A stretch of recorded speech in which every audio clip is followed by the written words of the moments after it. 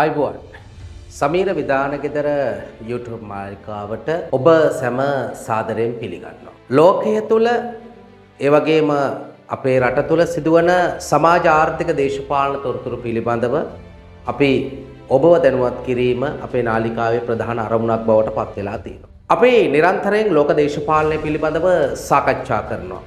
ජාත්‍යන්තර දේශපාලනය කියලා කියන්නේ යුද්ධය හා සාමය පිළිබඳව ක්‍රියාවලියක්. ලෝකේ රටවල් දෙකක් අතර නැත්නම් රාජ්‍යයන් දෙකක් අතර හෝ වැඩි ගණනක් අතර පවතින පුළුවන් එක්ක යුද්ධයක් එක්ක සාමයක්. මේ වෙනකොට ලෝක දේශපාලනයේ උණුසුම දැඩි ලෙස වැඩි වී ඇති අතර සමහරට මේ අපි ඔබ වෙනුවෙන් ගෙනෙන මේ වැඩසටහන ඔබ වෙත ලබා දෙනකොට තත්ත්වය මීට වඩා වෙනස් වෙලා තියෙන්නත් පුළුවන්. අපි දන්නවා මේ වෙනකොට රුසියාව යුක්‍රේනය අතර කාලාන්තරයක් තිස්සේ වර්ධනය වෙමින් පැවති යුද්ධය යම්කිසි ආකාරයකට රුසියානු ජනාධිපති ව්ලැඩිමීර් පුටින්ගේ එක්තරා තීරණයකට අනුව සටන විරාම ගිවිසුමක් ප්‍රකාශයට පත් කරමින් තියෙන වෙලාවක තමයි අපි මේ ඉන්නේ. නමුත් ඒ නෙමෙයි වැදගත් වෙන්නේ. කලාපීය බලවතෙක් විදිහට ඉන්දියාව, ඒ වගේම ඉන්දියාව මේ වෙනකොට ලෝකයේ හතරවෙනි බලවතා ලෙස වුන් හඳුනා ගනිමින් ඉන්නවා. ඉන්දියාවත් පාකිස්තානයත් අතර ඇති වෙලා තියෙන මේ ගැටුම පෙහෙල්ගම් ප්‍රදේශයේ කාශ්මීර් ප්‍රාන්තයේ ත්‍රස්ත ක්‍රියාවක් සම්බන්ධ කරගෙන ඉන්දු පාකිස්තාන අර්බුදය අලුත්ම ආකාරයකට නැවත වර්ධනය වෙමින් පවතින කාලපරාසයක් තමයි මේ ගත වෙමින් පවතින්නේ. කලාපීය රටක් විදිහට ශ්‍රී ලංකාවට ඒ වගේම අවට රටවල් වලට මෙහි බලපෑම කුමන ආකාරයෙන් වෙයිදයි හරියටම නිශ්චිතව ප්‍රකාශ කරන්න බෑ. ඉන්දියාවත් පාකිස්තානයත් අතර මේ ගැටුම කාශ්මීරය මුල් කරගත්ත මේ ගැටුම වර්ධනය වුවොත් එය ලෝක දේශපාලනයට විවිධ ආකාරයෙන් බලපාන්න පුළුවන්. අනෙක් අතට ඉන්දියාව ප්‍රකාශ කරන ආකාරයට ඔවුන් ලෝකයේ ඉන්න හතරවන බලවතා නම් මේ ගැටුමේදී ඔවුන්ට සිදුවන හානිය පදනම් කරගෙන ඔවුන්ගේ තත්ත්වය කුමන ආකාරයෙන් වේද කියන තත්ත්වයත් අපිට පැහැදිලි කරන්න අමාරුයි. ඒ වගේම පාකිස්තානය ගන්නා ප්‍රතිචාර සම්බන්ධවත් අපිට හරියට තොරතුරු එකපාර කියන්න බෑ. මොකද රටවල් වල තියෙන යුද තත්ත්වයන්, ඒ වගේම යුද ශක්තිය, න්‍යෂ්ටික කාරණා ඊටාම රහසිගත ඒවාසේම සමහරලාට ඒවා එකවර ප්‍රදර්ශනය වෙන්නේ නැහැ. අපිට මේ ඉන්දු පාකිස්තාන අර්බුදයේ අලුත්ම පැතිකඩ විවිධාකාරයෙන් අර්ථකථනය කරගන්න පුළුවන්. කාශ්මීරය සම්බන්ධව කාලාන්තරයක් තිස්සේ පාකිස්තානයත් ඉන්දියාවත් අතර දැවැන්ත ගැටුම් යුද්ධ පවා නිර්මාණය වෙලා තියෙනවා. එතකොට කාශ්මීරය කියලා කියන්නේ ඇත්තටම ලස්සන ප්‍රදේශයක්, සංචාරක ප්‍රදේශයක්. ඒතර මේ ප්‍රදේශය මුල් කරගෙන මේ එල්ල වුණු ත්‍රස්ත ක්‍රියාවලිය, ඒ වගේම ඒ සිදුණු ඝාතන ක්‍රියාවලිය ඉන්දියාව දැක්කේ ඔවුන්ට එල්ල කරපු දැවැන්ත අභියෝගයක් ලෙස. එතකොට මෝදි අගමැතිවරයා මේ සම්බන්ධව කටයුතු කරන ආකාරය පිළිබඳව ජාත්‍යන්තරයේම දැවැන්ත අවධානයක් ලක් වෙලා තිබුණා. අනික් අතට මේ ක්‍රියාවලිය හතරවන බලවතා ඔවුන්ගේ රහසොත්තු සේවා ඇයි හරියට දැනන් හිටියේ නැත්තේ කියන ප්‍රශ්නය මතුවෙනවා. එහෙම නැත්නම් ඔවුන් දැනන් හිටියාද? ඔවුන් උවමනාවෙන් මේ ප්‍රශ්නේ නිර්මාණය වෙන්න ඉඩ හැරියාද කියන කාරණාවත් ඊටාම වැදගත් වෙනවා. අපි තේරුම් ගත යුතු කාරණාවක් තමයි අපි දන්නවා මීට පෙර යුක්‍රේනය රුසියාව අතර ඇති වුණු ගැටුමේදී රුසියාව කිව්වේ මේක අපිට සරල දෙයක් කියලා. නමුත් ඒ යුද්ධය අවුරුදු 4ක් වැනි කාලයක් ඇදී ගියා. නමුත් ඒ යුද්ධය සම්බන්ධව යුක්‍රේන පාර්ශවයට උදව් කරපු ඒ රටවල් විශේෂයෙන්ම ඇමරිකාව අද ප්‍රකාශ කරන තත්ත්වය ඊට වඩා හාත්පසින්ම වෙනස් තත්ත්වයක් බවට පත් වෙලා තියෙනවා. ඒ විතරක් නෙමෙයි මේ වෙනකොට පලස්තීනය සම්බන්ධව තියෙන කාරණා, ඒ වගේම ඊශ්‍රායල් පලස්තීන ගැටුම මේ සියලු කරුණු කාරණාත් එක්ක ආසියාවේ නිර්මාණය වෙන යුදමේ ක්‍රියාවලිය චීනය, රුසියාව හා අනෙකුත් රටවල් දක්වන ප්‍රතිචාර ඉතාම වැදගත් වෙනවා. කෙසේ වෙතත් පාකිස්තානය ඉතා පැහැදිලිව ප්‍රකාශ කරන්නේ ඉන්දියාව මේ වෙනකොට තමන්ගේ රටට ආක්‍රමණයක් කිරීමට සූදානම් කියන කාරණා. ඊළඟට පාකිස්තානයේ පැහැදිලිව ඉන්න ස්ථාවරය තමයි තමන් මුස්ලිම් ජාතිය, තමන් වෙනම ජාතියක්, තමන් හින්දු ජාතිය නෙමේ, තමන්ගේ අනන්‍යතාවය වෙනුවෙන් තමන් සටන් වඩින්න සූදානම් කියන කාරණාව. ඒ වගේම ඉන්දියාව මුල් කරගෙන ගලාගෙන එන සින්දු නදියෙන් පාකිස්තානයේ විශාල ප්‍රදේශයක් පෝෂණය වෙනවා.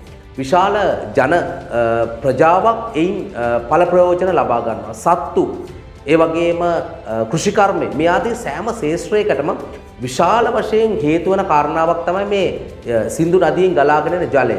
1960 මේ ජල ගිවිසුමට අනුව ඉන්දියාවත් පාකිස්තානයත් එකඟ වෙලා තියෙනවා. විශේෂයෙන්ම ඉන්දියාව මේ ජලය ලබා දෙන්න පාකිස්තානයට. නිසා යුද තත්ත්වයන් ඇති වුවත් ඔවුන් මේ තත්ත්වය තුල මේ ජලය ලබා දීම ප්‍රතික්ෂේප කරලා තිබුණේ නැහැ. හැබැයි යම් හේකින් ඉන්දියාව පැහැදිලිව කියන්නේ අපි මේ ගිවිසුමෙන් අයින් වෙනවා කියන කාරණාව, ජල සැපයම නතර කරනවා කියන කාරණාව.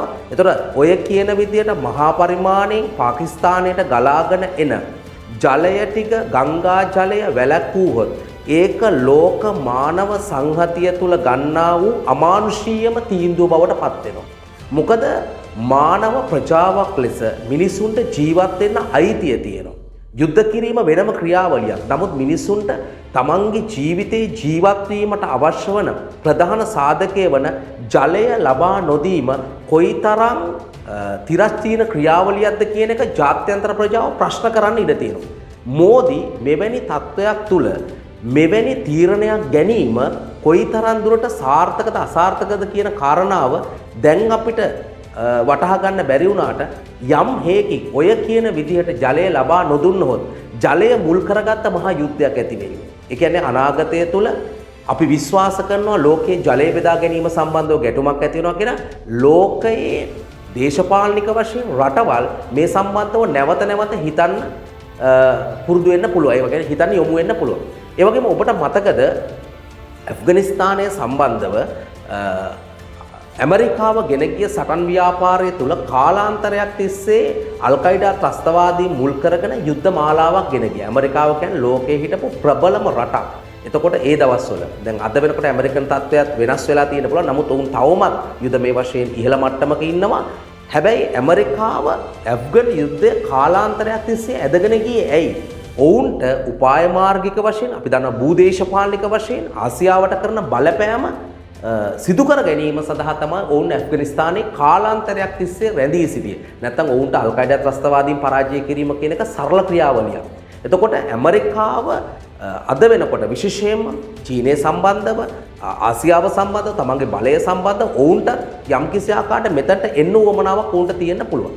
ඒ වගේම මේ ත්‍රස්ත ප්‍රහාරය ඇෆ්ගනිස්තානයේ විශේෂයෙන් පාකිස්තානයේ ප්‍රකාශ කරනවා නම් ඔවුන් මේකට සම්බන්ධයක් නැහැ. ජාත්‍යන්තර ඍජු පරීක්ෂණයක් කරන්න කියලා. එහෙමනම් මේ ප්‍රහාරය කවුරුන් විසින් කරන ලද්දක්ද? එහෙම නැත්නම් ඉන්දියාව දැනුවත්ව කරන ලද්දක්ද? ප්‍රහාරය වෙන්න ඉඩ සැලසුවද? මේ වගේ දැවැන්ත ගැටලු ගණනාවක් නිර්මාණය වෙමින් තියෙනවා. ඒ විතරක් නෙමෙයි. මේ වෙනකොට ඉන්දියාව ප්‍රංශයෙන් ඒ වගේම යුද යානා මිලදී ගැනීම සම්බන්ධව කටයුතු කරමින් යනවා.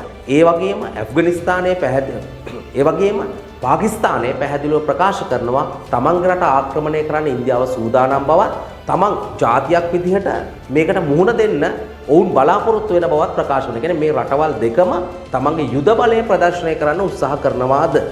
එහෙම නැත්නම් මේ தত্ত্বය මේ විදිහ උණුසුමක් විදිහට තිබිලා පහවි යයිද කියන කාරණාව අපි දන්නේ කොහොම වුණත් ඉන්දු පාකිස්තාන් අර්බුදයක් නිර්මාණය වූහොත් එය එක පැත්තකින් කලාපයට දැවැන්ත තර්ජනයක් බවට පත් වෙනවා. ඒ වගේම ඉන්දියාව බය නැතුව පාකිස්තානයට මෙවැනි ප්‍රහාරයක් එල්ල කරන්න හෝ ආක්‍රමණයකට සූදානම් වන්නේ තමන්ගේ තියෙන යුද ශක්තිය මුල් කරගෙන වෙන්න පුළුවන්. එතකොට ඒක ප්‍රදර්ශනය කරන්න වෙන්න පුළුවන්. යම් හේකින් ඉන්දියාව පරාජයටපත් වුවොත් දැවැන්ත ප්‍රහාරයකින් ඉන්දියාවට විශාල ව්‍යසනයක් සිදු වුණොත් ඉන්දියාව ජාත්‍යන්තරය තුල ගොඩනගාගෙන තියෙන තමන්ගේ අභිලාෂය, තමන්ගේ බලවත් බව, ලෝකයේ හතරවන බලවතා බවට ඔවුන් ප්‍රකාශ කරන தত্ত্বය සම්පූර්ණයෙන් වෙනස් වෙන්න පුළුවන්. ඒ කියන්නේ ඉන්දියාවේ රෙදි ගැලවෙන්නත් පුළුවන් මේ தত্ত্বය තුල. ඒ නිසා මෙවැනි தত্ত্বයක්, මේ යුදමය தত্ত্বයක් හදිස්සියේ ඇයි මේ ඇති කරගන්නේ? විශේෂයෙන් මෝදි සම්බන්ධව ඉන්දියාව තුල දැවැන්ත ප්‍රසාදයක් තියෙන කාලපරාසයක මේ ඉන්නේ. ඔහුව ජාත්‍යන්තරය තුල දැවැන්ත පිළිගැනීමට ලක් වෙමින් තියෙන කාලපරාසයක් තුල මෙවැනි දෙයකට පැටලෙන්නේ ඇයිද කියන එක සම්බන්ධව සමහරට දැවැන්ත ප්‍රශ්න තියෙන්න පුළුවන්. එසේ වෙතත් හෙට තත්ත්වය මීට වඩා වෙනස් වෙන්නත් පුළුවන්. මේ යුදමය තත්ත්වය පහව යන්නත් පුළුවන්. විශේෂයෙන්ම රුසියාව මේ වෙනකොට ඔවුන් සාමයට අතවනමින් ඉන්නවා යුක්‍රේනය සම්බන්ධව. එතකොට ඇමරිකාව ඒ සම්බන්ධව සාධනීය පිළිතුරු ලබා දෙමින් ඒ වගේම මේ යුද්ධය නිමා කිරීමට උත්සාහ කිරීමක් ලෙස ඔවුන් යම් කටයුතු කිරීමක් සිදු වෙමින් පවතිනවා. අතන මෙවැනි තත්ත්වයක් තුල ජාත්‍යන්තර දේශපාලනයේ හැසිරවීම එමගේම මේ රටවල් වල මේ ක්‍රියාකාරීත්වය අපි වගේ රටවල් වලට විශේෂයෙන්ම බලපාන්න පුළුවන් දැවැන්ත ලෙස. ඒ කියන්නේ අපි වගේ රටවල් විශේෂයෙන්ම ඉන්දියාවේ මේ වෙනකොට රුපියලේ අගය අඩුවෙමින් පවතින වෙලාවක ලංකාව වගේ රටවල් ආර්ථික වශයෙන් වැටෙමින් ඉඳලා එහෙම නැත්නම් නැගිටින්න උත්සාහ කරන කාලයක මෙවැනි තත්ත්වයක් ඇතිවීම ඇත්තටම බිහිසුණු තත්ත්වයක් අනාගතේ නිර්මාණය වෙන්න පුළුවන්. කලාපයේ යුද තත්ත්වයක් නිර්මාණය වුණොත් ඒ රටට අපේ රටට විශේෂයෙන්ම දැවැන්ත ලෙස බලපාන්නත් පුළුවන්. ඒ නිසා අපි බලමු ඉස්සරහට මොකද වෙන්නේ කියලා. මොකද අපි මීට පෙර කාශ්මීරය ගැන දැවැන්තව කතා කරලා තිනවා. කාශ්මීරේ කාටද අයිති? කාශ්මීරේ කොහොමද නිර්මාණය වුනේ? එහි තියෙන ස්වභාවිකත්වය මේ සම්බන්ධව දැවැන්තව කතා කරලා තිනවා. මොකද මේක සංචාරකයන්ට දැවැන්ත ආකර්ෂණයක් ගෙන දෙන ප්‍රදේශයක්. ඉතින් කාශ්මීරය සම්පූර්ණයෙන් අයිති කියන්නේ මුස්ලිම් වරුන්ට, පාකිස්තානය කියනවා Tamanටයි අයිති කියලා. නමුත් ඉන්දියාව එහෙම දෙයක් දෙන්න කිසිම අවස්ථාවක බලාපොරොත්තුවක් වෙන්නේ නැහැ. විශේෂයෙන්ම 60%කට පමණ ආසන්න ප්‍රජාවක් ජීවත් වෙන්නේ මුස්ලිම් මිනිස්සු මේ කියන ප්‍රදේශය තුළ. අද දවස වෙනකොටත් මේ ප්‍රහාරයට සම්බන්ධයෙන් හඳුනාගත්ත බොහෝ පිරිස්වල නිවාස සම්පූර්ණයෙන්ම කුඩු කරලා තියෙනවා, විනාශ කරලා තියෙනවා. එවැනි තත්ත්වයකුත් යනවා. ඒ වගේම හදිසි ප්‍රහාර එල්ල කරමින් පවතිනවා. වඩා බරපතල තත්ත්වයේ බවට පත් වෙන්නේ ජල සැපයුම අත්හිට වුවොත්, පාකිස්තානට ජලය නැති වුණොත් ඒක මානව සංහතිය තුල සිදුවන දැවැන්ත ඛේදවාචකයක් බවට පත් වෙනවා. ඒ වගේම ඊටාම පැහැදිලිව අපිට කියන්න තියෙන දෙයක් තමයි අපි තව මාසයක් වෙන කාලයක් තුල අලුත් නාලිකාවක් ආරම්භ වෙනවා. ඒ කියන්නේ මේ ලෝකයේ තුල මේ මානව සංහතිය ආපු ජයග්‍රහණ විශේෂයෙන්ම ශිෂ්ට සම්පන්න වීම, ශිෂ්ටාචාරගත වීම පිළිබඳව කොහොමද සිදු වුනේ කියන එක. මොකද ඉතිහාසය තුල විවිධ අදහස් තියෙනවා. සාහිත්‍ය මූලාශ්‍ර පදනම් කරගත අදහස්, මිනිසුගේ ජනප්‍රවාද අදහස්, මේ හැම එකක් එකම මේක දෝල් වෙනවා. ඒක මේක ලියා ගන්න ඕනේ. අපි පිළිවෙලකට ලෝක මානව සංහතිය ශිෂ්ට සම්පන්න වීම, ලෝකේ පුරා පැතිරී යාම, ඔවුන් ලබාගත් දියුණුන් පිළිබඳව ක්‍රමානුකූලව කතා කිරීමේ අලුත් නාලිකාවක් ආරම්භ වෙනවා. ඔබට ඒත් එක්ක සම්බන්ධ වෙන්න පුළුවන්, ඔබේ අදහස් දක්වන්න පුළුවන්. ඉතින් අපි ඉස්සරහටත් කතා කරමු මොකද වෙන්නේ කියලා. මේ ලෝකය හැම වෙලාවෙම රටවල් අතර තියෙන්නේ යුද්ධයත් සාමයත් කියන කාරණා. ඉතින් ජාත්‍යන්තර දේශපාලනය කියන්නේ යුද්ධය හා සාමය පිළිබඳ දේශපාලනය.